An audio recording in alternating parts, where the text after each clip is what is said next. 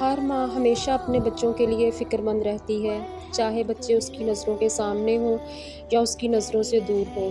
اس کے دل میں ہمیشہ اپنے بچوں کے لیے خیال آتا ہے کہ وہ ہمیشہ اپنے حفظ و امان میں رہیں۔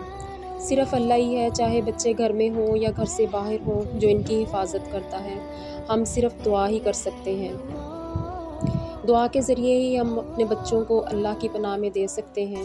اس کے لیے ہمارے پیارے نبی پاک صلی اللہ علیہ وآلہ وسلم نے بچوں کو ہر بری نظر سے، ہر آفت اور ہر مصیبت سے محفوظ رکھنے کے لیے بہت ہی جامع دعا سکھائی ہے۔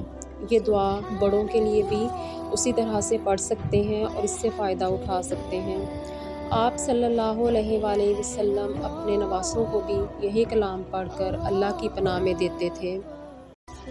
آپ اس دعا کو اپنی روٹین کا حصہ بنا لیں۔ صبح و فجر کی نماز کے بعد، باقی عبادات کے بعد آپ اس دعا کو پہلے 3 بار سورۃ فاتحہ پڑھیں، اس کے بعد 3 بار درود شریف پڑھیں اور پھر یہ دعا جو ہے اسے زبانی حفظ کر لیں۔ اعوذ بکلمات اللہ التامۃ من کل شیطان وہامۃ ومن کل عین لامۃ۔ میں اللہ کے کامل کلمات کے ذریعے پناہ چاہتی ہوں ہر شیطان، زہریلے جانور اور ہر زررساں نظر کے شر سے۔ یہ بہت چھوٹی سی دعا ہے لیکن بہت جامع اور وسیع ہے۔ ان کلمات کو پڑھ کر ہم اپنے بچوں کو صبح اگر 3 بار پھونک مار دیں گے تو اللہ کے فضل سے ہمارے بچے ہر قسم کی مصیبت سے، ہر بری نظر سے، ہر زہریلے جانور سے اور کسی بھی قسم کے نقصان پہنچانے والی چیز سے محفوظ رہیں گے۔ اس کے ساتھ ساتھ نماز کی پابندی، اور ہر نماز کے بعد اگر ہم صدقے دل سے اور نماز کے دوران بھی اللہ تعالیٰ سے اپنے بچوں کے لیے، اپنے گھر کے لیے دعا مانگتے رہیں گے۔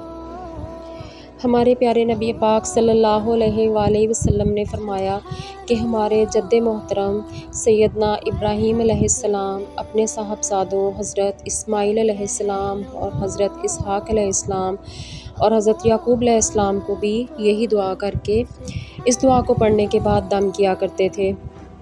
تو ہمیں بھی اس دعا سے استفادہ کرنا چاہیے، اس سے فائدہ اٹھانا چاہیے اور دن میں وقتاً بھی یہ دعا پڑھ کے اپنے بچوں کو اور اپنے گھر والوں کو ہر قسم کی آفت سے، ہر قسم کی مصیبت سے محفوظ رہنے کے لیے یہ دعا پڑھتے رہنا چاہیے۔